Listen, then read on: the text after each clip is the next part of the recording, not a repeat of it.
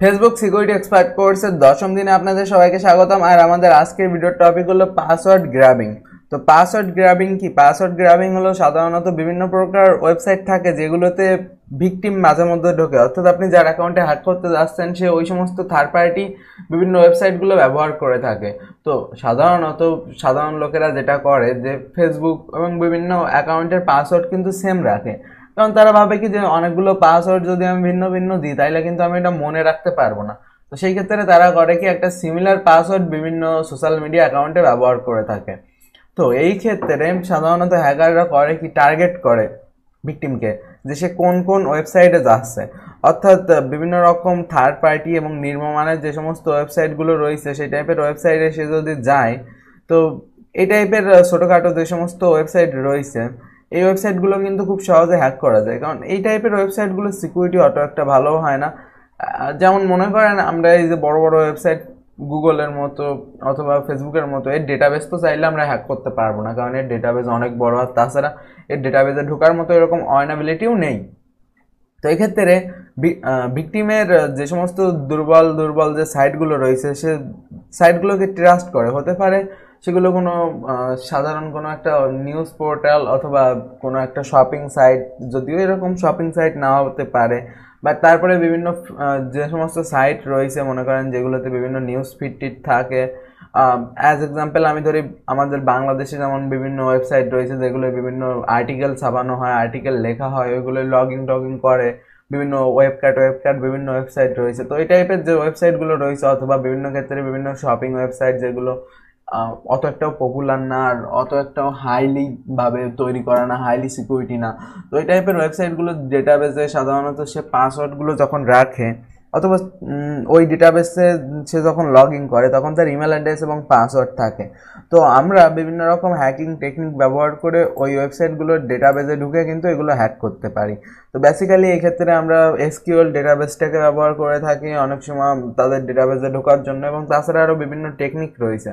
তো বেসিক্যালি আমি আজকে আপনাদের দেখাবো যে এসকিউএল ইনজেকশন ব্যবহার করে আমরা কালি লিনাক্সের মাধ্যমে কিভাবে একটা ওয়েবসাইট থেকে ইমেল অ্যাড্রেস এবং পাসওয়ার্ড কালেক্ট করব। তো বেসিক্যালি আপনার ভিকটিম দেখবেন যে এরকম এরকম কোন ওয়েবসাইট চালায় তার উপর নজর রেখে এটা করতে পারবেন। সো চলুন প্র্যাকটিক্যালি ভিডিও দেখা যাক। যে ওয়েবসাইটটি হ্যাক করবেন আপনাদের একটা এসকিউএল ইনজেকশন অর্নাবেল সাইট খুঁজতে হবে। ওকে, যে সাইটটির উপর আপনারা এই হ্যাকিং অ্যাটাকগুলো ট্রাই করতে পারেন। তো তার জন্য আপনারা সিম্পলি গুগলে গিয়ে লিখবেন পিএইচপি, তারপর জিজ্ঞাসা চিহ্ন, তারপর আইডি, তারপর ইজিক্যাল টু, ওকে, লিখে গুগলে সার্চ করবেন। ওকে, তো সার্চ করলে এটা হলো একটা গুগল হ্যাকিং ডেটাবেসের কোড। এটি ব্যবহার করা হয় অর্নাবেল সাইটগুলো খোঁজার জন্য, মানে যেগুলো হ্যাক করা সম্ভব এই এসকিউএল ইনজেকশনের মাধ্যমে। ওকে, তো আমি ওয়েবসাইট দুটি ওপেন করব।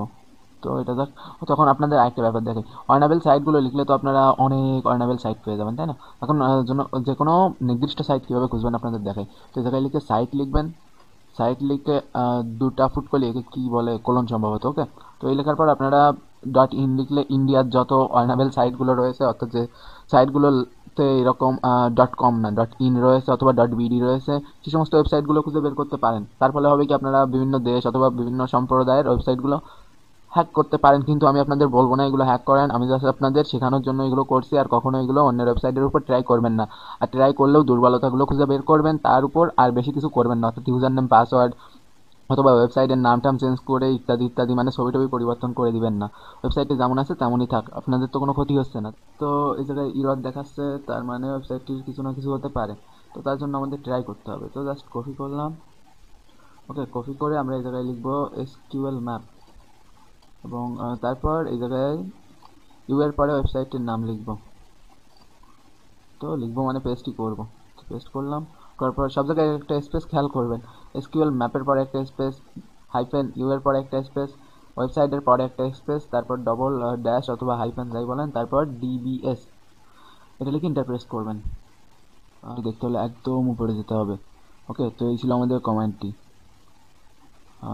তো কমেন্টটি আমি কপি করব, কপি করে এই জায়গায় পেস্ট করলাম। ওকে, পেস্ট করার পর এই জায়গায় আমরা বড় হাতে ডি ব্যবহার করব, এবং তারপর একটি স্পেস, যেহেতু আমরা এখন ডেটাবেজের ভিতর ঢুকবো।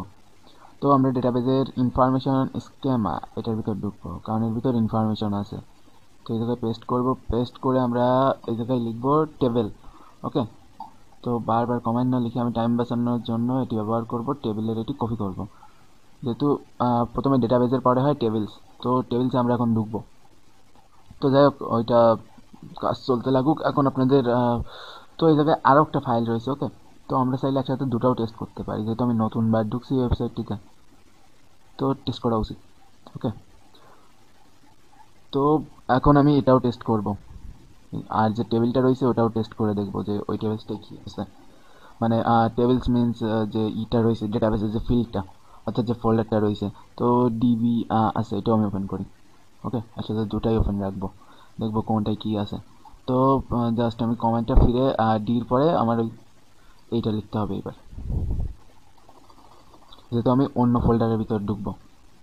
তো ডির পরে একটা স্পেস থাকবে এবং এরপরেও একটা, তা নাহলে কিন্তু কমান্ড কাজ করবে না, খেয়াল রাখবেন সব কিছু।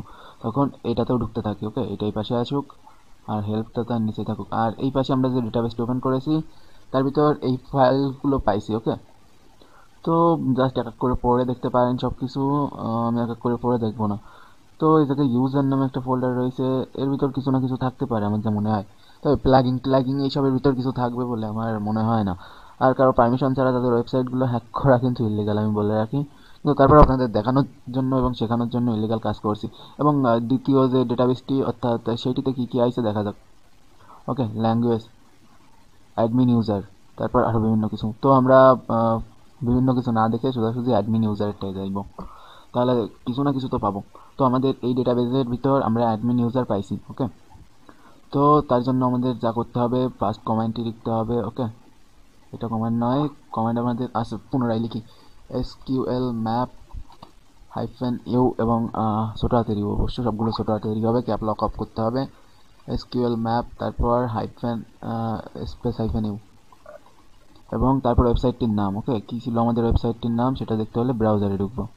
তো এই ছিল আমাদের ওয়েবসাইটটির নাম। ওকে, তো এই ওয়েবসাইটটির ভিতর আমাদের যে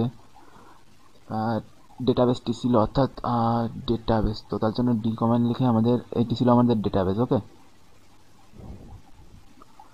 তো ডেটাবেস এবং তারপর আমাদের যে টেবিলটি ছিল, তো এটা হলো আমাদের সেই টেবিল। ওকে, তো এই টেবিল থেকে আমরা এখন অ্যাডমিন ইউজারের ভিতর যাব। ওকে, তো বিশেষ করে অ্যাডমিন ইউজার এই টাইপের নামের ভিতর পাসওয়ার্ড থাকে। আমি আপনাদের বলছি না যে আপনারা এগুলো দেখতে থাকলে শিখে যাবেন যে কোনটা কী থাকে। তো অ্যাডমিন ইউজার এবং তারপর আমরা কলামস এই কমান্ডটি ব্যবহার করব। ওকে, তো কলামস কপি করব, অ্যাডমিন ইউজার স্পেস কলাম, তারপর ইন্টার। কমান্ড ঠিক থাকলে অবভিয়াসলি ইনফরমেশন আসবে। তো আমি ইন্টার প্রেস করলাম, অ্যাডমিন ইউজারের ভিতর দেখি কী আছে। তো আরও বিভিন্ন ফোল্ডার আছে, আপনারা পড়তে পারেন। এটা জরুরি নয় যে সবসময় অ্যাডমিন ইউজার অথবা এর ভিতর পাসওয়ার্ড থাকবে।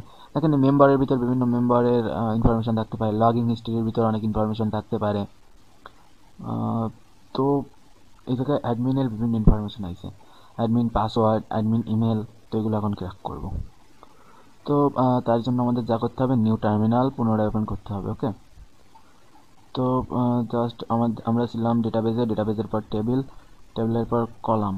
ওকে, তো জাস্ট আমি পুনরায় ফুল কমান্ড লিখতে গেলে সারাদিন লেগে যাবে, এটা কপি করি। ওকে, তো এখন আমরা কলামের সিটা রাখবো জাস্ট। ওকে, তো আমরা এই জায়গা থেকে দুটা জিনিস, আচ্ছা ঠিক আছে, অ্যাডমিন ইউজার আমরা এটা ফুলও ডাম্প করতে পারি, তার জন্য আমরা ডাম্প অল এটা ব্যবহার করতে পারি, তাহলে ফুল ডেটাবেসের এই জায়গাটাই ডাম্প হয়ে যাবে। ওকে, তো ডাম্প অল না, জাস্ট ডাম্প ইউজ করবো। অ্যাডমিন ইউজার এটা ডাম্প করবো। এখন দেখা যাক কী ইনফরমেশন আমরা পাই। আমরা চাইলে এগুলো আলাদা আলাদাভাবে করতে পারতাম, কিন্তু দেখা যাক একসাথে ডাম্প করলে এই সব ইনফরমেশনগুলো আসে কিনা। তো কমেন্টটা দিয়ে তো দিলাম, আর অবভিয়াসলি সবসময় সঠিক কমেন্ট ব্যবহার করতে হবে, ভুল কিছু লিখলে ইনফরমেশন আসবে না। ব্যাস, ইনফরমেশন পাওয়া হয়ে গেছে।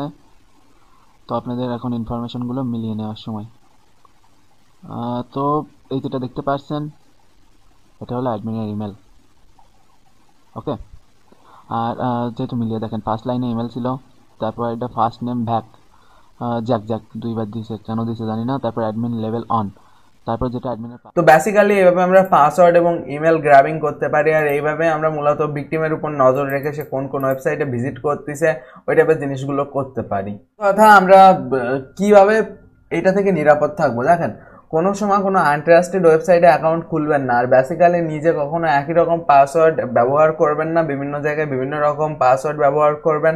ওয়েবসাইট অথবা বিভিন্ন যে পোর্টাল যেগুলোতে পাসওয়ার্ড এক্সপোজ হয়ে যাবে ওই টাইপের জিনিসগুলো একইভাবে ব্যবহার করবেন না। আর ফেসবুকে যে পাসওয়ার্ড ব্যবহার করেন ওইগুলো ব্যবহার করবেন না বিভিন্ন জায়গায়। যদিও ফেসবুকের পাসওয়ার্ডও বেশ কয়েকবার লিক হয়ে গেছে, তো এক্ষেত্রে কিছু করার নেই, বাট বিভিন্ন জায়গায় বিভিন্ন পাসওয়ার্ড ব্যবহার করবেন। মনে করেন আপনার পাসওয়ার্ড, মনে করেন আমার পাসওয়ার্ড আমি দিলাম দেবর্ষী50 ফেসবুকে, তাহলে আমি যে পোর্টাল ওই জায়গায় ব্যবহার করলাম দেবর্ষী23। তো এরকম করে আমি একটা সিকুয়াল বজায় রাখবো যেটা আমি বুঝবো বাট অন্যরা বুঝবে না, এরকম করে পাসওয়ার্ডগুলো তৈরি করবো। তো বেসিক্যালি এইভাবে আপনারা পাসওয়ার্ড গ্রাবিং করতে পারেন এবং তাছাড়া এভাবে নিরাপদ থাকবেন। আর আশা করি ভিডিওটি ভালো লেগেছে। যদি ভালো লেগে থাকে অবশ্যই আমাকে জানাবেন ফেসবুকে মেসেজ করে যে কোর্সটা থেকে আসলে আপনি কিছু শিখতে পারতেছেন। আর যখন আপনি বলবেন যে আমার ভালো লাগতেছে তখন আমার মনের ভিতরেও ভালো লাগবে, কারণ কোর্সটা আমি অনেক কষ্ট করে বানাইছি। আর বুঝতেই পারেন, তো কষ্টের জন্য একটু ধন্যবাদ বলবেন। তো দেখা হচ্ছে পরবর্তী ভিডিওতে। বাই।